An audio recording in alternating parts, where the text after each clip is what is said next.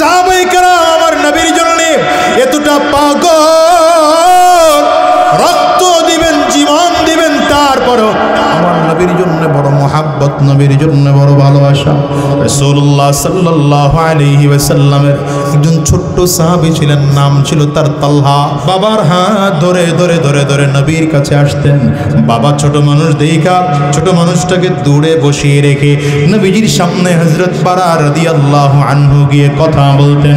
তেমনি একদিন বাচ্চারে দূরে বসিয়ে রেখে হযরত বারা রাদিয়াল্লাহু আনহু নবীজির সাথে কথাবার্তা বলতেছেন। লম্বা আলোচনা শেষ করে যখন বাড়িতে রওনা করলেন, সন্তানটার হাত এমন করে ধরেছে, ওই সন্তানটা হাতটা বাবার হাত বারবার করে নাড়ায় আর বলে, আব্বু। নবীজির সামনে এতক্ষণ বসে মজার মজার কথা বললা, কত চমৎকার প্রশ্ন করেছো। নবী না কত প্রশ্নের উত্তর দিয়েছেন, এত কথা তুমি বললাম, আমি ছোট্ট মানুষ, আমার কি নবীর সাথে কথা বলতে মনে চায় না? হাতটা একটু ছেড়ে দাও, নবীর সাথে গিয়ে একটু স্পেশাল কথা বলবো। ছোট বাচ্চার আবেগ, বাচ্চাটা বাবা বাচ্চার আবেগ দেখে হাত ছেড়ে দিলেন। এই ছোট্ট বাচ্চাটা এক দৌড় দিয়ে নবীজির সামনে হাজির। নবীজির সামনে দাঁড়িয়ে বলেন, ওগো নবী আমার, আপনার কাছে কি মনে হয় আমার বাবা একা আপনারে মহাব্বত করে, আমি কি আপনারে মহাব্বত করি না? নবী, আমিও তো আপনারে মহাব্বত করি, বরঞ্চ আমার বাবা আপনারে যতটা মহাব্বত করে তার থেকে আমি ছোট্ট মানুষ আপনারে আরো বেশি মহাব্বত করি। ছোট্ট মানুষটা নবীজির সামনে দাঁড়িয়ে বলেন, পয়গম্বর, আমার বাড়ি অনেক দূরে, বাবা নিয়ে আসলে আপনার কাছে আসতে পারি, নয়তো আসতে পারি না। আমাকে যেন কোনো দিন আর দেখা হয় কিনা জানি না, একটা ছোট্ট সবক আমাকে দিয়ে দেন, যে সবকটা আমি চিরজীবন পালন করব। যদি আপনার সাথে কোনো দিন দেখা সাক্ষাৎ না হয়, মনে মনে ভাববো নবীজির কথাগুলো দেখে দেখে পালন করেছি। নবীজি প্রচন্ড ভালোবাসা দেখি হঠাৎ করে নবী আমার প্রশ্ন করে, এই তালহা, তুমি কি তোমার আব্বার চেয়ে আমাকে বেশি ভালোবাসো? হ্যাঁ দুনিয়ার মুসলমানেরা, কথাটা বলতে দেরি হয়, আমার নবী রাহমাতুল লিল আলামিন ছোট্ট বাচ্চাকে ডেকে বললেন, বাচ্চা ভালো করে শোনো, সুন্দর করে শোনো রে বাচ্চা, খেয়াল করে শোনো, তোমার কোমরের মধ্যে যেই ছোট্ট ছুরিটা আছে, যাও ছুরিটা বের করে তোমার বাবার মাথাটা কেটে আমি নবীর কাছে হাজির করো। নবীজি রাহমাতুল লিল আলামিন বাচ্চারে পরীক্ষা করার জন্য বললেন। কথা বলতে দেরি হয়, বাচ্চাটা সাথে সাথে করে তরবারিটা বের করে বাবার দিকে একটা দৌড় দিতে আরম্ভ করেছে। নবী পেছন দিক থেকে হাত টেনে ধরলেন, এই তালহা, দাঁড়াও দাঁড়াও, আমি নবী দুনিয়ায় কোনো বাবার কাছে সন্তান অস্ত্র ধরবে এটা শিক্ষা দেওয়ার জন্য আমি নবী জমিনের মধ্যে আসি নেই, পরীক্ষা করার জন্য তোমারে বলেছিলাম, পরীক্ষায় পাশ করেছ। এতটুকু মুহাব্বত নিয়ে যদি তুমি কিয়ামত পর্যন্ত কিয়ামতের ময়দানে উঠতে পারো, নাজাত পাওয়ার জন্য এটাই যথেষ্ট। লম্বা কথা মুসলমান, আল্লাহ ইবনে বারা বাবার হাত ধরে ধরে বাড়িতে চলে যায়। লম্বা দিন পরে তালহার বাবা হযরত বারা রাদিয়াল্লাহু আনহু নবীজির সামনে এসে হাজির হয়েছেন। আজকে সন্তানটা কাছে দেখা যায় না। নবী আমার ডেকে বললেন, এই বারা, যখনই আসো আমার ছোট্ট আশিকটাকে সাথে করে নিয়ে আসো। আজকে যে ওরে দেখা যায় না, কই আমার ছোট্ট আশিকটা কোথায় কও না? বারা রাদিয়াল্লাহু আনহু চোখের পানি ফেলে কান্না আরম্ভ করেছে। ওগো নবী আমার, এই ছোট্ট বাচ্চাটারে কেমনে নিয়ে আসবো? আপনার ছোট্ট আশিকটা তো জমিনে বেঁচে নাই। আপনার দরবার থেকে চলে যাওয়ার কয়েকদিন পরে আপনার বাচ্চাটা জমিন থেকে বিদায় হয়ে চলে গেছে। নবীজির চোখ দিয়ে পানি টপ টপ করে বের হয়। আমার নবী রাহমাতুল লিল আলামিন বললেন, বারা, আমার ছোট্ট আশিকটা জমিন থেকে বিদায় হয়ে গেল, তুমি আমারে জানাইলাও না, জানাইলে তো আমি জানাজায় অংশগ্রহণ করতে পারতাম। হযরত বারা রাদিয়াল্লাহু আনহু বলেন, পয়গম্বর, জানাইতে চেয়েছিলাম, কিন্তু আপনার আশিকটা আপনাকে জানাইতে নিষেধ করেছে। কেন রে বারা, কেন নিষেধ করেছে বল? হযরত বারা বলেন, পয়গম্বর, রাত গভীর, এই বাচ্চাটার শরীরে হঠাৎ করে প্রচন্ড জ্বর, জ্বরের কারণে বাচ্চাটা থরথর করে কাঁপতেছে। আমার চেহারা, আমার কোলের মধ্যে বাচ্চাটার মাথা বারবার করে আমার চেহারার দিকে তাকায় আর বলে, আব্বু মনে হয় আমি আর বাঁচবো না, জমিন ছেড়ে বুঝি আমি চলে যাব। তবে আব্বু তোমার একটা কথা বলি শোনো, আজকে রাত পর্যন্ত যদি আমি বেঁচে থাকি, সকালবেলায় যদি আমি মারা যাই, রাহমাতুল্লিল আলামিন রে খবর দিবা যেন নবী এসে আমাকে গোসল করায়, নবী যেন এসে আমাকে জানাজা পড়ায়, নবী যেন এসে আমাকে নিজ হাতে কবরের মধ্যে রাখে। তবে বাবা যদি আমি সকাল পর্যন্ত আয়াত না পাই, রাত্রিবেলায় যদি জমিন থেকে বিদায় হয়ে যায়, সাবধান আব্বু সাবধান, আমার মৃত্যুর খবরটা নবীর কাছে পৌঁছাইবা না। কেন পৌঁছাইবা না? গভীর রাতে যদি আমার নবী আমার মৃত্যুর সংবাদ শুনে, আমার নবী এত মায়ার নবী, একা একা হাঁটতে হাঁটতে রওনা করবে আমাদের বাড়িতে, একা একা যদি মদিনার গলি দিয়ে হাঁটে, নবীজির কত দুশ্মন, কোন দুশ্মন আমার নবীকে আক্রমণ করে ফেলতে পারে, কোন দুশ্মন আমার নবীর উপরে হামলা করতে পারে। আমাকে দেখতে আসতে গিয়ে যদি আমার নবী কোনো হামলার শিকার হন, আক্রমণের শিকার হন, বাবা আমি তোমাকে ক্ষমা করতে পারবো না। ও পয়গম্বর, এই ছোট্ট বাচ্চার কথার কারণে আপনাকে জানাইতে পারি নাই। এরে দুনিয়ার মুসলমান, কথা বুঝাতে চেয়েছিলাম, এই ছোট্ট কলিজার টুকরা ছোট্ট সন্তানটার মধ্যে আমার নবীর জন্য কত মায়া। ও যুবক, তোমার কলিজায় কি নবীর জন্য মায়া হয় না? যেই নবী আজও রওজায় বসে কান্না করেন, সেই নবীর জন্য কি মায়া হয় না? ওই নবীর মহাব্বতে পড়ে মাথায় কি একটা টুপি লাগাতে মনে চায় না? মুখের একটা সুন্নতি দাড়িকে রাখতে মনে চায় না? সুন্নতি পোশাককে পড়তে মনে চায় না?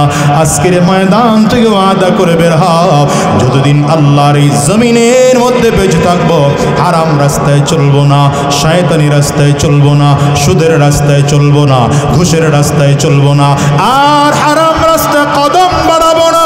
যতটা দিন আল্লাহর এই জমিনে বেঁচে থাকবো, মালিকের গোলামি করে করে চলবো, কোরআন ও সুন্নাহ অনুযায়ী জীবনটাকে সাজাবো, আর উলামায়ে কেরামদের সঙ্গী হব। কারা কারা তৈয়ার আছো বাজান? দুইটা হাত উঁচা করে আল্লাহকে দেখাও, চিৎকার করে জোরে ডাক দাও আল্লাহ, আরো জোরে আল্লাহ, জবান খুলে চিল্লা জোরে বলো আল্লাহ।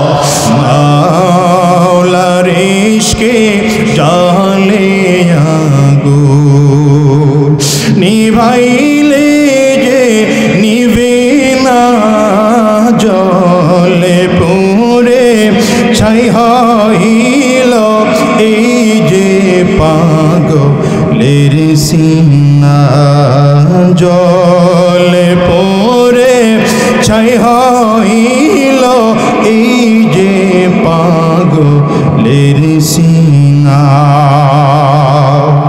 ধরা দিয়ে দাও না ধরা,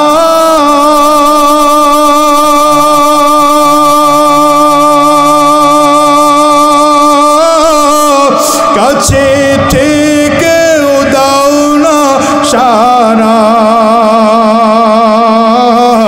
ধরা দিয়ে দাও না ধরা,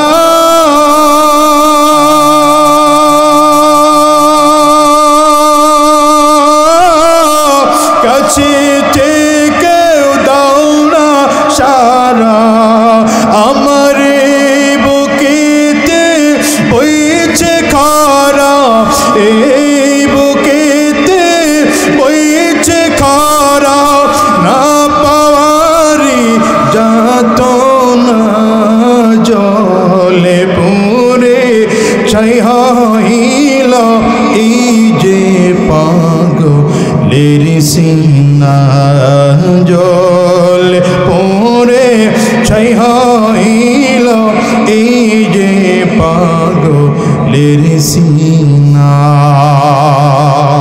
শুকরিয়া জানাই আল্লাহ, শুকরিয়া জানাই তোমায়, অসহায় বান্দা মোরা বেঁচে আছি তোমার দয়ায়, অসহায় বান্দা মোরা বেঁচে আছি তোমার দয়া।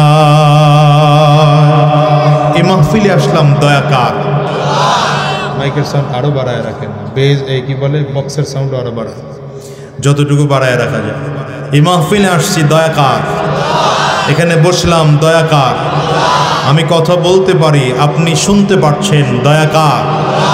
এই মাহফিল থেকে সহি সালামতে যদি বাড়িতে যেতে পারি তাও দয়া কার? চিৎকার করে জোরে বলেন কার? আঙ্গুলটা উঁচা করে চিল্লায়া বলেন কার? সেই মালিকের দরবারে আরেকবার ইমানে আওয়াজকে উঁচু করে, কণ্ঠ উঁচু করে, চিৎকার করে আরেকবার বলুন আলহামদুলিল্লাহ। কষ্ট হচ্ছে আপনাদের? কষ্ট হচ্ছে আপনাদের? আমি যে আয়াতে কারিমা আপনাদের সামনে তিলাওয়াত করেছি, আল্লাহ রাব্বুল আলামিন বলেন, ইয়া আইয়ুহাল্লাযীনা আমানুত্তাকুল্লাহা হাক্কা তুকাতিহ। আরেক আয়াত আল্লাহ তাআলা বলেন, ইয়া আইয়ুহাল্লাযীনা আমানুত্তাকুল্লাহ ওয়া কুনু মা'আস সাদিকিন। দুটো আয়াত কাছাকাছি অর্থ। যে আয়াতে কারিমা তিলাওয়াত করেছি, আয়াতে আল্লাহ তাআলা বলেন, ইয়া আইয়ুহাল্লাযীনা আমানুত্তাকুল্লাহা ওয়া কুনু মা'আস সাদিকিন। আল্লাহ পৃথিবীর সকল ঈমানদারদেরকে লক্ষ্য করে বলেন, ঈমানদারেরা তোমরা সকলেই তাকওয়া অর্জন করো। তাকওয়ার ধরনটা কেমন হবে এটা ভিন্ন আয়াতে আল্লাহ বলছেন, আমানুত্তাকুল্লাহা হাক্কা তুকাতিহ। আল্লাহকে ভয় করো, ভয় করার মতো, যেই ভয় করলে গুনাহ থেকে বেঁচে থাকা যায়, যে ভয় করলে নেকের কাজ করা যায়, যেই ভয় করলে জাহান্নামের আযাব থেকে বেঁচে থাকা যায়, যেই ভয় করলে জান্নাত পাওয়া সহজ হয়ে যায়, যেই ভয় করলে নেকেল আমল করার স্পিড তৈরি হয়, আগ্রহ তৈরি হয়, আল্লাহ তেমন করে ভয় করার জন্য বললেন। মনে রাখবেন, তাকওয়া একটা আরবি শব্দ। এর বাংলা অর্থ কি বললাম? কার ভয়? সব চুপ করে বয়ে রয়েছে। কার ভয়? এতক্ষণ ধরে পাওয়ার কি বাড়াইলাম, আপনারা যদি কথাই না বলেন। তাকওয়ার আরবি শব্দ, বাংলা অর্থ কার ভয়? জোরে বলেন। এই আল্লাহর ভয় অথবা তাকওয়াটা হলো একটা অ্যান্টিবায়োটিকের নাম। এটা একটা অ্যান্টিভাইরাসের নাম। আপনি দেখবেন যারা কম্পিউটার চালায়, এরা কম্পিউটারের মধ্যে অ্যান্টিভাইরাস কি করে? ইনস্টল করে। কেন? কম্পিউটারের মধ্যে যদি অ্যান্টিভাইরাস ইনস্টল করা থাকে, তাহলে কম্পিউটার বা এই ডিভাইসটাকে পৃথিবীর কোনো ভাইরাস অ্যাটাক করতে পারে না। ঠিক কোনো মানুষের কলবের মধ্যে যদি আল্লাহর তাকওয়া অর্জন করা থাকে, সেই মানুষের কলবকে শয়তান ধোঁকা দিতে পারে না, গুনাহ করাইতে পারে না। আল্লাহ তাআলা তাকওয়ার কারণে এই মানুষটাকে গুনাহ থেকে মুক্ত রাখেন। আর একজন মানুষের জীবনের সব থেকে বড় অর্জন হলো গুনাহ মুক্ত জীবন। গুনাহ মুক্ত জীবনের বড় দাম। যেই জীবনের কোনো গুনাহ নাই, সেই জীবনের বড় দাম। আর রব্বে করিমের কাছে সম্মানিত কোন ব্যক্তি মাপকাঠিও তাকওয়া। ইন্না আকরামাকুম ইনদাল্লাহি আতকাকুম। আল্লাহ কি বলেন? দুনিয়ার সব থেকে বড় পীর আমার কাছে বড় সম্মানিত না।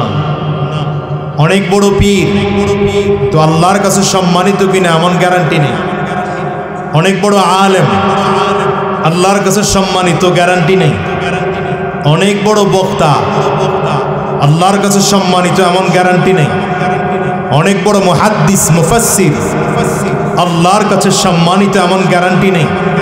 অনেক বড় ইমাম আল্লাহর কাছে সম্মানিত এমন গ্যারান্টি নেই। কিন্তু তাকওয়া ওয়ালা, যার কাছে তাকওয়া যত বেশি, আল্লাহর কাছে সে মানুষটা সব থেকে দামিও তত বেশি। বিলাল হাবশী রাদিয়াল্লাহু আনহু দুনিয়ার দিক থেকে একেবারে নিঃস্ব, টাকা পয়সার দিক থেকে, ক্ষমতার দিক থেকে একেবারে নিঃস্ব, কালো চেহারার মানুষ, হাবশা দেশের মানুষ। রাসূল আকরাম সাল্লাল্লাহু আলাইহি ওয়াসাল্লাম মিরাজ থেকে ফিরে এসে বিলালকে ডাক দিলেন, বিলাল, আমি মিরাজে যখন গিয়ে জান্নাত দেখতেছিলাম, জিবরিল আমার হাত ধরে ধরে যখন জান্নাত দেখাচ্ছিল, সামনে কেউ একজন হাঁটতেছে এমন জুতার আওয়াজ পাচ্ছিলাম। নবী বলেন, আমি জিবরিলকে জিজ্ঞাসা করলাম, এটা কার জুতার আওয়াজ? জিবরিল আমিন বলেন, এটা আপনার বিলালের জুতার আওয়াজ পাওয়া যায়। দুনিয়ার দিক থেকে হযরত বিলালের দাম নেই, তো আল্লাহ এবং তার রাসূলের কাছে কত দাম! আল্লাহু আকবার। এটাই বুঝার বিষয়। রাসূলুল্লাহ সাল্লাল্লাহু আলাইহি ওয়াসাল্লাম বলেন, কিয়ামতের দিনে আমি নবীকে ডাকা হবে জান্নাতের গেট খোলার জন্য। কারণ একমাত্র আমি নবীর কাছে জান্নাতের গেটের চাবি থাকবে, আর কারো কাছে থাকবে না। আল্লাহর আদেশ পেয়ে আমি নবী আমার জান্নাতের হাতের চাবি দিয়ে জান্নাতের গেট খুলে দেব। নবী বলেন, জান্নাতের গেট খুলে দেওয়ার পরে সবার আগে আমি নবী জান্নাতে ঢুকব। আমার আগে কোন নবীরা জান্নাতে ঢুকার পারমিশন পাবে না। কিন্তু নবী বলেন, আমি নবী যে সওয়ারিতে আরোহণ করে জান্নাতে ঢুকব, সেই সওয়ারির লাগাম ধরে ধরে আমার বিলাল আমার আগে জান্নাতে যাবে। আর একটু জোরে বলা যায় না সুবহানাল্লাহ? সুবহানাল্লাহ, আলহামদুলিল্লাহ, লা ইলাহা ইল্লাল্লাহ, সুবহানাল্লাহ, কন্না সুবহানাল্লাহ, আলহামদুলিল্লাহ, লা ইলাহা ইল্লাল্লাহ, সুবহানাল্লাহ, আলহামদুলিল্লাহ, লা ইলাহা ইল্লাল্লাহ। কষ্ট হয়, অসুবিধা হয়। হ্যাঁ, হযরত বিলালের এই পরিমাণ দাম, নবীর আগে জান্নাতে যাবে। এত দাম হলো কেন? এত দাম হলো কেন? দাম হওয়ার কারণ হলো হযরত বিলালের কাছে তাকওয়া ছিল। এই জন্য রব্বে কারীম কয়, ইন্না আকরামাকুম ইনদাল্লাহি আতকাকুম, ইন্না আকরামাকুম ইনদাল্লাহি আতকাকুম। আমি রবের কাছে, আমি আল্লাহর কাছে ওই মানুষটা সব থেকে দামি যেই মানুষটার তাকওয়া যত বেশি। হযরত বিলাল হাবশী রাদিয়াল্লাহু আনহুর দুনিয়ার দিক থেকে মূল্য ছিল না, কিন্তু শুধুমাত্র তাকওয়া থাকার কারণে আল্লাহর কাছে এত এত এত বেশি দাম। রব্বে কারীমের কাছে দুনিয়ার সব মানুষগুলোর আগে যখন আমার নবী জান্নাতে যাবে, আমার নবীর লাগাম ধরে ধরে হযরত বিলাল আমার নবীর আগে জান্নাতে চলে যায়। এটা হলো এক নম্বর। এটা অ্যান্টিবায়োটিকের নাম। তাকওয়া হলো অ্যান্টিবায়োটিকের নাম। দিলের মধ্যে যদি তাকওয়া থাকে, আল্লাহ গুনাহ থেকে আপনাকে হেফাজত করবেন। আমিয়া এই তাকওয়াটার উপরে অটল আর অবিচল থাকতে হলে দ্বিতীয় নম্বর কাজ, ওয়াকুনু মা'আস সাদিকিন। আল্লাহ বলেন, শুধু তাকওয়া অর্জন করেছ হবে না, কারণ তাকওয়া কখনো বাড়ে, তাকওয়া কখনো কমে। ঈমান যেমন বাড়ে, ঈমান তেমন কমে। তাকওয়া তেমন কখনো বাড়ে, তাকওয়া কখনো কমে। ঈমান কখনো বাড়ে, কখনো কমে। কেমনে বুঝেন নাই? 16টা বছর ঈমান কই মাস ছিল? 16 বছর। জোরে কথা বলতে মনে চাইলেও বলতে পারি নাই, আপনারাও বলতে দেন নাই। আপনাদের ঈমান কম ছিল, হুজুরগুর ঈমানেও জোর কিছু কিছু হুজুরের কম ছিল। কারণ হলো যারা বড় বড় কথা বলেছে, জোরে জোরে আওয়াজ দিয়ে কথা বলেছে, 16টা বছর কয়, হুজুর আপনি বাইরে থাকতে পারবেন না, ভিতরে ঢুকেন। কুছিনি কুছিনি কুছিনি। কিন্তু মুসলমান 2024 সালের জানুয়ারি, ফেব্রুয়ারি, মার্চ, এপ্রিল পার হয়ে জুলাই মাস যখন চলে আসছে, দেশের মানুষের ঈমানের পাওয়ার বেড়ে গেছে। ইমানের শক্তি এখন বেড়ে গিয়েছে। আমি আপনারা ক্রেডিট নিয়েন না, এদেশের কোনো রাজনৈতিক নেতার ইমান বাড়ে নাই, কারণ এই সরকারের জালিমের আর স্বৈরাচারের দাপট দেখা দেশের রাজনৈতিক দলগুলো সব নিরুপায় হয়ে গিয়েছে। একটা পর্যায়ে মেনে নিয়েছিল আপনি আমাদের সরকার, সবাই যখন মেনে নেয় আল্লাহ বলেন 18 বছরের যুবকরা রাস্তায় নামিয়ে দিলাম, 25 বছরের যুবকরা রাস্তায় নামিয়ে দিলাম, 20 বছরের যুবকরা রাস্তায় নামিয়ে দিলাম। ছাত্র জনতা রাস্তায় ইমানি পাওয়ার দিয়ে নেমে গিয়েছে।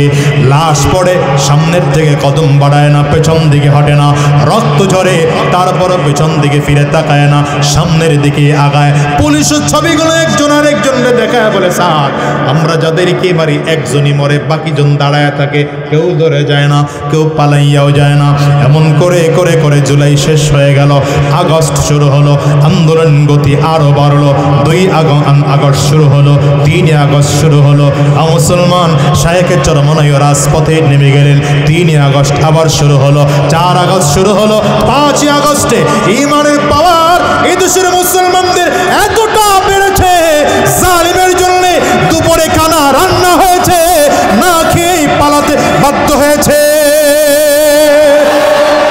হাত তুলে কোনা ঠিক না?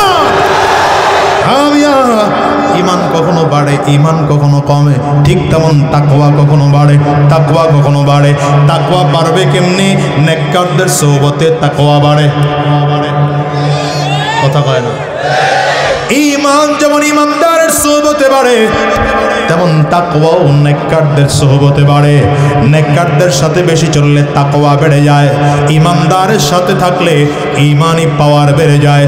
এজন্য রব্বে কারীম বলেন, ওয়াকুনু মা'আস সাদিকিন।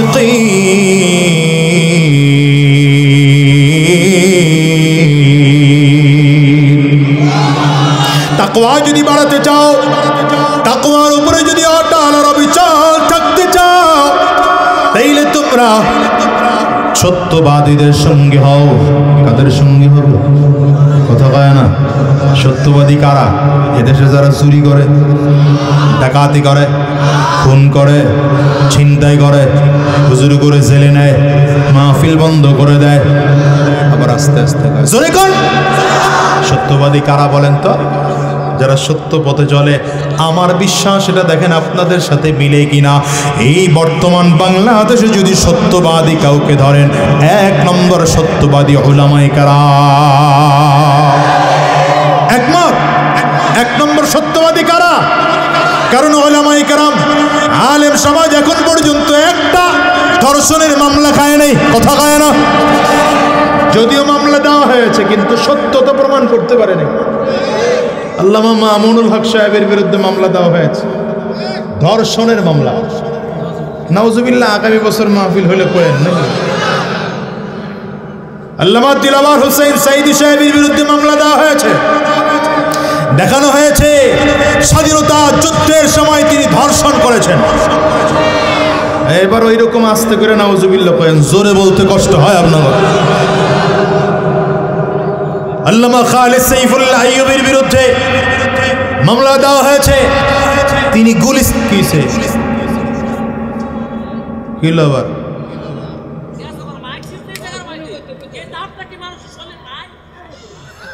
হবে হবে হবে ইনশাআল্লাহ। মাশাআল্লাহ, তো পাওয়ারফুল মানুষ দেখা যায়। আল্লাহ কবুল করো। ইমান বেড়ে গেছে, ইমান বেড়ে গেছে, আলহামদুলিল্লাহ। আল্লাহ কবুল করো, আমিন কর। আল্লামা খালিদ সাইফুল্লাহ আইয়ুবের বিরুদ্ধে মামলা দেওয়া হলো। কি করেছেন? গুলিস্তানে ককটেল নিক্ষেপ করেছেন। জোরে কয় না? এই মিয়া ধমকাইতেছে, এর বড় জোরে কয় না? জোরে কন। মিয়া পীর সাহেব চরমনাইয়ের বিরুদ্ধে মামলা দেওয়া হয়েছে, 10,000 টাকা পকেট মারছে। শায়েখে চরমনাই মুফতি ফয়জুল করিমের বিরুদ্ধে মামলা দেওয়া হলো, তিনি নাকি এমপি রে ঘুষি দিয়ে দাঁত ফালায় দিয়েছেন। আমার বিরুদ্ধে মামলা আছে, আমি বলে কার গাছ কাটতে গেছি। কুয়াকাটা হুজুরের বিরুদ্ধে মামলা হলো, তিনি নাকি এহসান গ্রুপের সব টাকা মেরে খেয়েছেন। অথচ বেচারা এহসান গ্রুপ কারে কয়েছি নই না, একদিন গেছে মাহফিল করতে গেলে। এরা গোটা আলেম সমাজকে সমাজের কাছে বিতর্কিত করার জন্য জেল খাটিয়ে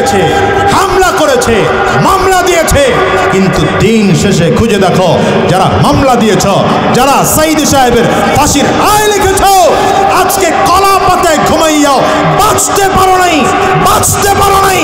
দাড়ি কামাইয়া চুলে কালার করে লুঙ্গি পরে ছেলেদের সাথে ওই ছেলেদের নৌকায় উঠো, বাঁচতে পারো নাই, ভবিষ্যতেও পারবে না। আমি তো বলি শোনো, আইনা দিতেছি, জায়গা আইনা দিতেছি, একটু দাঁড়াও। আমি তো বলি শোনো, এটা তো দুনিয়ার শাস্তি, এটা তো দুনিয়ার শাস্তি রয়েছে। কিয়ামতের ময়দান যেদিন আসবে সেদিন তোমারও পাওয়ার থাকবে না, আমারও পাওয়ার থাকবে না, তুমিও যা থাকবে আমিও তা থাকবো। আল্লাহর সামনে দাঁড় করায়া একটা করে হিসাব নেব, একটা করে হিসাব নেব।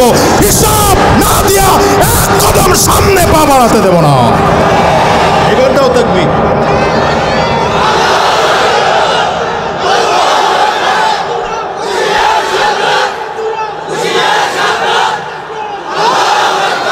হ্যাঁ, সুতরাং উলামায়ে কেরামদের বিরুদ্ধে যারা শত্রুতা তৈরি করে, ইসলামের বিরুদ্ধে যারা চক্রান্ত আর ষড়যন্ত্র করে, আমার কবরবতী সন্তানদেরকে যারা মানুষের বাচ্চা বাদ দিয়ে বানরের বাচ্চা পড়ানো শিখায়, কথা কয় না, তাদের শেষ পরিণতি কি 24শে আগস্ট, কি বলে 2024 সালের 5 আগস্ট এদেশের জনগণ দেখেছে। সুতরাং এখান থেকে আরেকটা মেসেজ দিয়ে যাই, ভবিষ্যতে যারা ক্ষমতায় আসবেন আপনারাও সাবধানে আছেন। যারা ভবিষ্যতে ক্ষমতায় আসবেন, এই অন্তর্বর্তীকালীন সরকার চলে যাওয়ার পরে আপনাদেরকে পরামর্শ দিয়ে যাব, সব জায়গায় বলি, আজকে আপনাদেরকেও বলি, আপনাদেরকে পরামর্শ দিয়ে যাব, আপনারাও উলামায়ে কেরামদের সাথে পরামর্শ করে দেশ চালাবেন। কোরআনুল কারীম দিয়ে পারলে দেশ চালাবেন। ইসলামের বিরুদ্ধে আইন পাশ করার সাহস দেখাবেন না, কোরআনের বিরুদ্ধে আইন পাশ করার সাহস দেখাবেন না। মাহফিল আর মসজিদগুলো বন্ধ করে দেওয়ার চক্রান্ত ষড়যন্ত্র করবেন না। যদি করেন ওই স্বৈরাচারের মতো আপনাদেরকে জাতি ইতিহাসের আস্থা করে নিক্ষেপ করবে, ঠিক না? সুতরাং আমরা চাই না বৈষম্যমূলক বাংলাদেশি, আমরা চাই বৈষম্যহীন বাংলাদেশ। এই ছাত্র জনতা কারা কারা আছো হাত তুলে দেখাও, আমরা বৈষম্য মুক্ত বাংলাদেশ চাই, ঠিক কিনা বলো? তৈয়ার কারা কারা হাত তুলে দেখাও। যদি এই জন্য আরেকবার রক্ত দিতে হয় আবারও রক্ত দেব, তখনও মাঠে ছিলাম এখনো থাকবো। যদি জীবনটাও দিতে হয় তৈয়ার কারা কারা দুহাত উঁচু করে আল্লাহরে দেখাও। কষ্ট হয় বুঝি আপনাদের, অসুবিধা হয় না আপনাদের, ছাইরা দিলে ভালো হয়। আমি এমনি খুব কম সময় আছে, আসতে একটু দেরি হয়ে গেছে। রাস্তার জ্যামের খবর আপনারা জানেন, যদিও আলহামদুলিল্লাহ সরকার আসার পরে কিছুটা জ্যাম ঢাকার থেকে কমেছে বলে মনে হচ্ছে। আশা করি সামনে আরো পরিকল্পনা থাকলে জ্যাম আরো কমবে। আমার যাত্রাবাড়ি অঞ্চলে প্রচন্ড জ্যাম ছিল, ছাত্রদের উদ্যোগে আলহামদুলিল্লাহ অনেকটা জ্যাম কমেছে। আশা করি আরো কমবে ইনশাআল্লাহ। তবে এখনো টোটাল বাংলাদেশ থেকে জ্যাম কমে নাই। কৃত্রিম কিছু জ্যাম অসৎ মানুষগুলো করে রাখে। আজকে এই জন্য আমার টাইম দেয়া ছিল 8টায়, কিন্তু আসতে একটু দেরি হয়ে গেছে। যেহেতু প্রোগ্রাম সামনে আরো একটা আছে, সুতরাং লম্বা সময় দিতে পারবো না, খুব অল্প সময় কথা বলে যাব। আপনাদের এলাকার কৃতি সন্তান মৌলানা শাহজালাল সাহেব এমনভাবে ধরছেন যে আমি কোনোভাবে যে তারে না করবো ওই সুযোগও ছিল না। আর আজকে আমি আলোচনা কম করলে অসুবিধা নেই। আমার পরে যিনি আলোচনা করার জন্য মঞ্চে আসতেছেন, এ বাংলাদেশের লক্ষ কোটি জনতার হৃদয়ের স্পন্দন, কুয়াকাটার হুজুর, আল্লাহ হজরতের হায়াতে বরকত দান করুন, চিল্লায় বলেন আমিন। মন ভরে কথা শুনবেন ইনশাআল্লাহ, মন ভরে কথা শুনবেন। আল্লাহ সকল উলামায়ে কেরামদেরকে এক ও ন্যাক হওয়ার তৌফিক দিক, আমিন বলেন। কয়টা গুণ বললাম দেখছেন, ভুলে গেছে কয়টা গুণ? 1 নম্বর তাকওয়া অর্জন করার জন্য বলেছেন আল্লাহ। 2 নম্বর সত্যবাদীদের সঙ্গী হওয়ার জন্য বলেছেন। যদি বলেন সত্যবাদীদের সঙ্গী এই যুগে কাকে পাবো, তো 1 নম্বর উলামায়ে কেরাম, 2 নম্বর দিনদার, 3 নম্বর দাড়িওয়ালা, টুপিওয়ালা, জুব্বাওয়ালা, ইমানদার, ঠিক কিনা আওয়াজ করে বলেন। এদের সঙ্গে হওয়ার জন্য বলেছেন। এটার আরবি নাম হচ্ছে সোহবত। বলেন এটার আরবি নাম কি? গোটা পৃথিবীতে সোহবতের দাম গোটা পৃথিবীতে সুহবতের দাম। এই জন্যই তো সাহাবায়ে কেরাম রিদওয়ানুল্লাহি তাআলা আলাইহিম আজমাইন নবীজির সুহবতে থেকেছেন। দেখেন কোরআন ও হাদিস সাহাবায়ে কেরামও পড়েছেন, তাবেঈনও পড়েছেন, তবে তাবেঈনও পড়েছেন, আইম্মা মুজতাহিদিনও পড়েছেন, উলামায়ে মুতাকাদ্দিমিনও পড়েছেন, উলামায়ে মুতাআখিরিনও পড়ে, আমরাও পড়ি। কিন্তু মূল্য সাহাবায়ে কেরামদের থেকে আমাদের বেশি না কম? আমাদের তুলনায় সাহাবায়ে কেরামদের মূল্য কম না বেশি? কি পরিমাণ বেশি বলেন তো? কি পরিমাণ বেশি? একটা ছোট্ট উদাহরণ দিই, ছোট্ট উদাহরণ দিলে ভালো করে বুঝবেন। এখানে মুরব্বী আছেন 70-80 বছরের, আছেন না? যদি এমন, এই যে মাশাআল্লাহ একজন আছে 70-80 বছরের কোনো মুরব্বী যদি থাকেন, আর যদি এমন কেউ থাকেন যে বালেগ হওয়ার পর থেকে এক ওয়াক্ত নামাজ ছুটে নেই, তাহলে আপনি মিনিমাম 60 বছর 70 বছর নামাজ পড়েছেন। কথা বলে না? 60 বছর 70 বছরে একটা রোজাও ছুটে নেই, তাহলে আপনি 60 বছরে যতগুলো রোজা হয় সবগুলো রোজা আপনি রেখেছেন। যদি তুলনা করা হয়, সংখ্যার দিক থেকে যদি তুলনা করা হয়, তাহলে আবু বকর সিদ্দিক রাদিয়াল্লাহু আনহুর নামাজের থেকে আপনার নামাজের পরিমাণ বেশি। কি বেশি? পরিমাণ, কোয়ান্টিটি বেশি। আমি কোয়ালিটির কথা বলছি না, কোয়ান্টিটি বেশি। কারণ আবু বকর সিদ্দিক রাদিয়াল্লাহু আনহু ইসলাম গ্রহণ করেছেন 42 বছর বয়সে, ইন্তেকাল হয়েছেন 57 বছর বয়সে, নাকি? কথা কয় না কেন? তো এই মাত্র কত বছর? 23 আর 2 বছর, 25 বছর বয়স ইবাদত করেছেন। যে ব্যক্তি 60 বছরে ইবাদত করেছেন, তার সাথে তুলনা করলে ডবলের থেকেও বেশি, ঠিক না? কিন্তু যদি ওইরকম মুরব্বী, 1000 মুরব্বী, 1,00,000 মুরব্বীর ইবাদত যদি এক পাল্লায় দেওয়া হয়, আর আবু বকর সিদ্দিক রাদিয়াল্লাহু আনহুর জীবনের যত নামাজ পড়েছেন, এক দিনের 5 ওয়াক্তের, এক ওয়াক্তের, এক রাকাতের একটা সাজদাকে যদি আরেক পাল্লায় দেওয়া হয়, সমান হবে। কেন এত ভারী হলো? কেন? নবীর সোহবত। বলেন ভারী হওয়ার কারণ কি? নবীর সোহবত। যেহেতু সাহাবায়ে কেরাম নবীর সোহবত পেয়েছে, এই জন্য সাহাবীদের দাম এত বেড়েছে। আল্লাহ তাআলা খুশি হইয়া নবীজির জবান দিয়ে 10 জন সাহাবীকে জান্নাতের সার্টিফিকেট দিয়েছেন জীবদ্দশায়। আরো জোরে কোন? শুধু 10 জন সাহাবীকে সার্টিফিকেট দিয়েছেন এমন নয়, বদরে যারা হাজির হয়েছেন আল্লাহ বলেছেন তারা যত গুনাহ করবে সব মাফ করে দেওয়া হয়েছে। উহুদে যারা হাজির হয়েছেন আল্লাহ বললেন যারা তাদের গুনাহ মাফ করে দেওয়া হয়েছে। খন্দকে যারা হাজির হয়েছে আল্লাহ বলেন তাদের গুনাহ মাফ। সর্বশেষ নবীর সব সাহাবীদের ব্যাপারে আল্লাহ পাকের ডাইরেক্ট ঘোষণা, রাদিয়াল্লাহু আনহুম ওয়া রাদু আন, রাদিয়াল্লাহু আনহুম ওয়া রাদু আন। আল্লাহ সব সাহাবায়ে কেরামদের প্রতি সন্তুষ্ট, সব সাহাবায়ে কেরাম আল্লাহ পাকের প্রতি সন্তুষ্ট। তাইলে যাদের প্রতি আল্লাহ সন্তুষ্ট এরা নিশ্চিত জান্নাতি। কোরআন তো তাবেঈনও পড়েছেন, তবে তাবেঈনও পড়েছেন, আমিও পড়ি, আপনিও পড়েন, সাহাবায়ে কেরাম কোরআন পড়েছেন। কিন্তু শুধুমাত্র নবীর কাছে থেকে কোরআন পড়ার কারণে ওর এত দাম, গোটা পৃথিবীর সব নবীর উম্মতদের যা দাম, একা আবু বকর সিদ্দিক রাদিয়াল্লাহু আনহুর সেই পরিমাণ দাম। কারণ জান্নাতে যাওয়ার সিরিয়াল যখন আসবে, ওই যে বলেছিলাম নবীজির লাগাম ধরে ধরে হযরত বিলাল আগে যাবেন, সর্বপ্রথম আমার নবী ঢুকবেন, এরপরে অন্যান্য নবীরা ঢুকবে। সকল নবীর উম্মতের সিরিয়াল যখন চলে আসবে, সর্বপ্রথম জান্নাতের মধ্যে ঢুকবেন নবীর সাহাবী আবু বকর সিদ্দিক রাদিয়াল্লাহু আনহু, সবার আগে ঢুকবেন। এজন্য নবী আমার কয়, ইন্নী লাআরাফু রাজুলান বিইসমিহি ওয়া বিইসমি আবিহি ওয়া উম্মিহি লায়াতি বাবাম মিন আবওয়াবিল জান্নাহ ফায়ুকালু লাহু মারহাবান মারহাবা। দুনিয়ার মানুষেরা, আমি এমন একজন লোকের নাম জানি, তার বাবার নামটাও জানি, মায়ের নামটাও জানি, বংশ পরিচয় আমি নবী ভালো করে জানি। এই লোকটা যখন কিয়ামতের ময়দানে জান্নাতের গেট দিয়ে ঢুকতে থাকবে, জান্নাতি ফেরেশতারা লোকটাকে আমন্ত্রণ নিমন্ত্রণ জানাবে। জানানোর জন্য দুই দিক দিয়ে ফেরেশতারা লাল গালিচা বিছিয়ে কাতার করে দাঁড়িয়ে যাবে। আল্লাহর বান্দা যখন গেট দিয়ে ঢুকতে থাকবে ফেরেশতারা মারহাবা মারহাবা বলে নিমন্ত্রণ জানাবে। সাহাবায়ে কেরাম থেকে বললেন, পয়গম্বর এমন দামি মানুষটাকে আমরা একটু নাম জানতে চাই। নবী আমার নাম বলেন না। হঠাৎ করে সালমান ফারিসি রাদিয়াল্লাহু আনহু দাঁড়ালেন, পয়গম্বর এমন দামি মানুষ, এত কপাল কার, এমন ভাগ্য কার যেই মানুষটা জান্নাতে ঢুকবে তো এক এক ফেরেশতারা কাতার করে দাঁড়িয়ে যাবে, আমরা একটু তার নাম জানতে চাই। নবী আমার ডেকে বলেন, নামটা জানতে চাও? সে আর কেউ নয়, সে আমার সাহাবী আবু বকর। আল্লাহু আকবার, চিল্লা কর।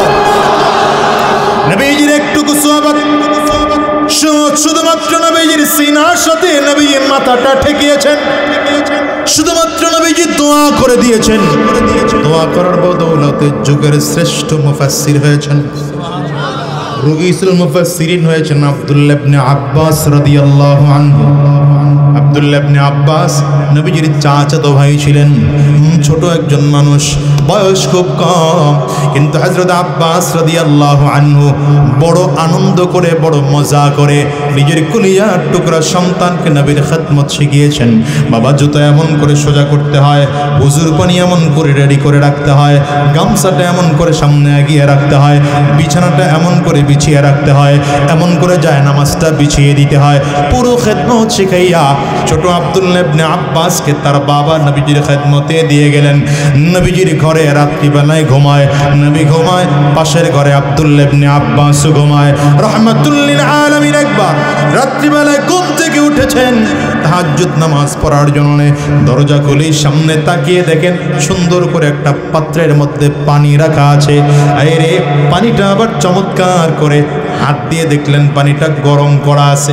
শীতের দিনে যদি হালকা হালকা একটু গরম পানি পাওয়া যায় তাইলে বড় আনন্দ লাগে। আরব দেশে যেমন গরম পড়ে তেমন ঠান্ডাও পড়ে। নবীজি ঠান্ডার সময় গরম পানি পেয়ে মনটা আরো ভালো হয়ে গেল। ওযু কমপ্লিট করেছেন, এখন নবীজির শরীর থেকে টপ টপ করে বেয়ে বেয়ে ওযুর পানির ফোঁটাগুলো পড়তেছে। ঘরের মধ্যে আসছেন, হঠাৎ করে তাকিয়ে দেখলেন কিবলামুখী করে জায়নামাজও যেন কে বিছিয়ে রেখেছে। নবীজি আশ্চর্য হয়ে গেলেন, বললেন, আয়েশা সারা রাত তো তুমি আমার সাথেই ঘুমিয়েছিলা, তাহলে এত সুন্দর করে পানি রেডি করলো কে? এত সুন্দর করে পানিটা গরম করলো কে? আবার ওযু করে ঘরে ঢোকার সাথে সাথে এত সুন্দর করে যায় নামাজটা কিবলামুখী করে বিছিয়ে রাখলো কে? রাহমাতুল লিল আলামিনের স্ত্রী আম্মা জান আয়েশা সিদ্দিকা রাদিয়াল্লাহু আনহা ডেকে বলেন, পয়গম্বর এটা আর কেউ নয়, আপনার চাচাতো ভাই আব্দুল্লাহ। নবীজি বড় খুশি হয়েছেন, আস্তে করে ডাক দিয়েছেন। এত চমৎকার ডাক, শরীর থেকে কাপড়টা সরিয়ে সিনাটা বের করে দিয়া নবীজি ডাক দিলেন, আব্দুল্লাহ আমার কাছে আসো। নবীজির ডাক দিতে দেরি হয়, আব্দুল্লাহ ইবনে আব্বাস রাদিয়াল্লাহু আনহু নবীজির সিনাটা খালি পাইয়া নিজের মাথাটা নবীজির সিনার সাথে ঠেকিয়ে দিয়েছেন। রাহমাতুল লিল আলামিন মাথাটা আস্তে আস্তে করে মুছাইতেছেন আর দোয়া করেন, আল্লাহুম্মা ফাক্কিহহু ফিদ্দীন, আল্লাহুম্মা আল্লিমহু ফিদ্দীন, আল্লাহুম্মা আল্লিমহুল কিতাব ওয়াল হিকমা। আয় আল্লাহ, আমার আব্দুল্লাহ বড় ছোট, তুমি ওরে তোমার ইলম দান করো, তুমি ওরে কোরআনের সহি বুঝ দান করো, দ্বীনের সহি বুঝ দান করো। নবীজির শুধুমাত্র এতটুকু দোয়ার কারণে আব্দুল্লাহ ইবনে আব্বাস রাদিয়াল্লাহু আনহু যুগের শ্রেষ্ঠ মুফাসসির হয়েছেন। নবীজির ইন্তেকালের পরে আমিরুল মুমিনিন হলেন আবু বকর সিদ্দিক।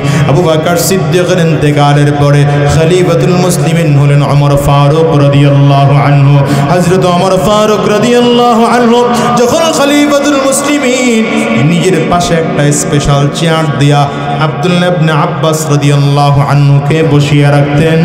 ও মিয়া, বড় বড় দেশের মানুষগুলো এসে জিজ্ঞাসা করত, খলিফাতুল মুসলিমিন, আমরা বড় বড় দেশের এক একজন প্রেসিডেন্ট, ক্ষমতাসীন মানুষ, আমাদের মজলিসের মধ্যে ছোট্ট অল্প বয়সী মানুষটাকে কেন বসান? হযরত ওমর ফারুক রাদিয়াল্লাহু আনহু বলেন, এর বয়স কম হতে পারে, কিন্তু এর মাথাটা নবীজির সিনার সাথে ঠেকে এমন আসমানি জ্ঞান অর্জন করেছে, আপনার আমার জ্ঞানের থেকেও আব্দুল্লাহর জ্ঞানের দাম বেশি। সোহবতের দাম আছে না নাই? কথা কন না কেন? সোহবতের দাম আছে না নেই? এই জন্য আমরা বলি সোহবতওয়ালা হও, সোহবতওয়ালা হও। প্রত্যেকজন মানুষ পারলে উলামায়ে কেরামদের শরণাপন্ন হও, আলেমদের সঙ্গী হও। আলেম কই পাইবা? যেখানে উলামায়ে কেরাম দেখবা। ওরে মুসলমান, নবী বলেন আল আলিমু মান আমিলা বিইলমি। আলেম কাকে বলে? যে তার জ্ঞান অনুযায়ী আমল করে, কোরআন ও সুন্নাহ অনুযায়ী আমল করে। এই জন্য আমরা বলি পীর ধরতে হয়। ও মিয়া, এটা আরবিতে বলে শায়েখের কাছে যেতে হয়, বাংলা আমরা বলি পীর ধরতে হয়। পীর মানে এই নয়, ভণ্ড নয়। পীর মানে এমন যেই মানুষটার কাছে গেলে জান্নাতের রাস্তা খুঁজে পাওয়া যায়, যেই মানুষটার কাছে গেলে দ্বীনের ইলমের আগ্রহ বাড়ে, যেই মানুষটার কাছে গেলে কোরআনের ইলম তালাশ করার আগ্রহ বাড়ে, যেই মানুষটার কাছে গেলে নামাজ পড়ার আগ্রহ বেড়ে যায়। আর যদি পীরের কাছে যাওয়ার পরে নামাজের আগ্রহ না বাড়ে, রোজার আগ্রহ না বাড়ে, বরঞ্চ বিড়ি খাওয়ার আগ্রহ বাড়ে, মনে রাখবা ওটা টাটকা ভণ্ড, ফরমালিন মুক্ত ভণ্ড। ঠিক কিনা? আওয়াজ করে কেউ না, ঠিক না? এই দুনিয়ার মুসলমানেরা শোনো, সাহাবায়ে কেরাম আমার নবীর জন্য এতটা পাগল, রক্ত দিবেন, জীবন দিবেন, তারপরও আমার নবীর জন্য বড় মোহাব্বত, নবীর জন্য বড় ভালোবাসা। রাসূলুল্লাহ সাল্লাল্লাহু আলাইহি ওয়াসাল্লামের একজন ছোট্ট সাহাবী ছিলেন, নাম ছিল তার তালহা, বাবার নাম ছিল বারা। তালহা ইবনে বারা রাদিয়াল্লাহু আনহু বারবার বাবার হাত ধরে ধরে ধরে ধরে নবীর কাছে আসতেন। বাবা ছোট মানুষ দেখা ছোট মানুষটাকে দূরে বসিয়ে রেখে নবীজির সামনে হযরত বারা রাদিয়াল্লাহু আনহু গিয়ে কথা বলতেন। তেমনি একদিন বাচ্চারে দূরে বসিয়ে রেখে হযরত বারা রাদিয়াল্লাহু আনহু নবীজির সাথে কথাবার্তা বলতেছেন। লম্বা আলোচনা শেষ করে যখন বাড়িতে রওনা করলেন, সন্তানটার হাত এমন করে ধরেছে, ওই সন্তানটা হাতটা বাবার হাত বারবার করে নাড়ায় আর বলে, আব্বু। নবীজির সামনে এতক্ষণ বসে মজার মজার কথা বললা, কত চমৎকার প্রশ্ন করেছো। নবী না কত প্রশ্নের উত্তর দিয়েছেন। এত কথা তুমি বললাম, আমি ছোট্ট মানুষ, আমার কি নবীর সাথে কথা বলতে মনে চায় না? হাতটা একটু ছেড়ে দাও, নবীর সাথে গিয়ে একটু স্পেশাল কথা বলবো। ছোট বাচ্চার আবেগ, বাচ্চাটা বাবা বাচ্চার আবেগ দেখে হাত ছেড়ে দিলেন। এই ছোট্ট বাচ্চাটা এক দৌড় দিয়ে নবীজির সামনে হাজির। নবীজির সামনে দাঁড়িয়ে বলেন, ওগো নবী আমার, আপনার কাছে কি মনে হয় আমার বাবা একা আপনারে মহাব্বত করে, আমি কি আপনারে মহাব্বত করি না? নবী, আমিও তো আপনারে মহাব্বত করি, বরঞ্চ আমার বাবা আপনারে যতটা মহাব্বত করে তার থেকে আমি ছোট্ট মানুষ আপনারে আরো বেশি মহাব্বত করি। ছোট্ট মানুষটা নবীজির সামনে দাঁড়িয়ে বলেন, পয়গম্বর, আমার বাড়ি অনেক দূরে, বাবা নিয়ে আসলে আপনার কাছে আসতে পারি, নয়তো আসতে পারি না। আমাকে যেন কোনোদিন আর দেখা হয় কিনা জানি না, একটা ছোট্ট সবক আমাকে দিয়ে দেন, যে সবকটা আমি চিরজীবন পালন করব। যদি আপনার সাথে কোনোদিন দেখা সাক্ষাৎ না হয়, মনে মনে ভাববো নবীর কথাগুলো দেখে দেখে পালন করেছি। নবীজি প্রচন্ড ভালোবাসা দেখি হঠাৎ করে নবী আমার প্রশ্ন করে, এই তালহা, তুমি কি তোমার আব্বার চেয়ে আমাকে বেশি ভালোবাসো? হ্যাঁ দুনিয়ার মুসলমানেরা, কথাটা বলতে দেরি হয়, আমার নবী রাহমাতুল লিল আলামিন ছোট্ট বাচ্চাকে ডেকে বললেন, বাচ্চা ভালো করে শোনো, সুন্দর করে শোনো রে বাচ্চা, খেয়াল করে শোনো, তোমার কোমরের মধ্যে যেই ছোট্ট ছুরিটা আছে, যাও ছুরিটা বের করে তোমার বাবার মাথাটা কেটে আমি নবীর কাছে হাজির করো। নবীজি রাহমাতুল লিল আলামিন বাচ্চারে পরীক্ষা করার জন্য বললেন। কথা বলতে দেরি হয়, বাচ্চাটা সাথে সাথে করে তরবারিটা বের করে বাবার দিকে একটা দৌড় দিতে আরম্ভ করেছে। নবী পেছন দিক থেকে হাত টেনে ধরলেন, এই তালহা দাঁড়াও দাঁড়াও, আমি নবী দুনিয়ায় কোনো বাবার কাছে সন্তান অস্ত্র ধরবে এটা শিক্ষা দেওয়ার জন্য আমি নবী জমিনের মধ্যে আসি নাই, পরীক্ষা করার জন্য তোমারে বলেছিলাম, পরীক্ষায় পাশ করেছ, এতটুকু মুহাব্বত নিয়ে যদি তুমি কিয়ামত পর্যন্ত কিয়ামতের ময়দানে উঠতে পারো, নাজাত পাওয়ার জন্য এটাই যথেষ্ট। লম্বা কথা মুসলমান তালহা ইবনে বারা বাবার হাত ধরে ধরে বাড়িতে চলে যায়।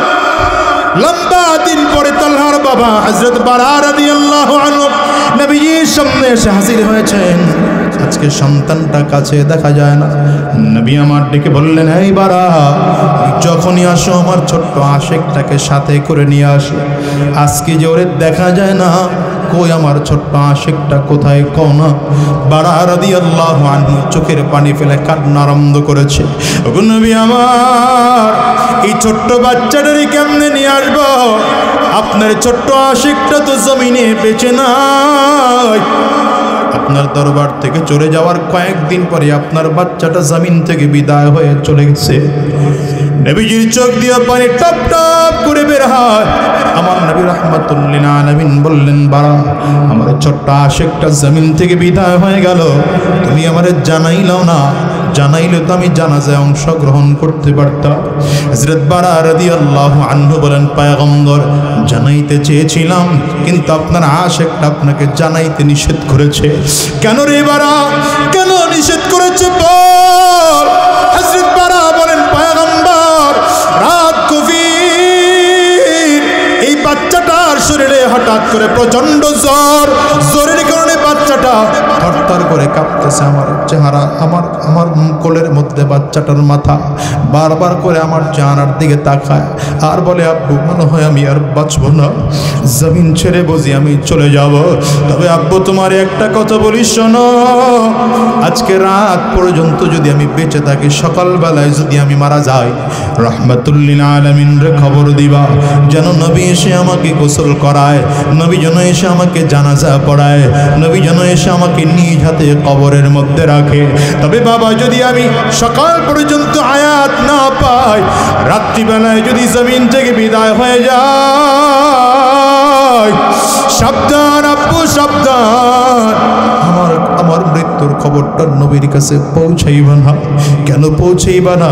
গভীর রাতে যদি আমার নবী আমার মৃত্যুর সংবাদ শুনে, আমার নবী এত মায়ার নবী, একা একা হাঁটতে হাঁটতে রওনা করবে আমাদের বাড়িতে, একা একা যদি মদিনার গলি দিয়ে হাঁটে, নবীজির কত দুশমন, কোন দুশমন আমার নবীকে আক্রমণ করে ফেলতে পারে, কোন দুশমন আমার নবীর উপরে হামলা করতে পারে। আমাকে দেখতে আসতে গিয়ে যদি আমার নবী কোনো হামলার শিকার হন, আক্রমণের শিকার হন, বাবা, আমি তোমাকে ক্ষমা করতে পারবো না। ও পয়গম্বর, এই ছোট্ট বাচ্চার কথার কারণে আপনাকে জানাইতে পারি নাই।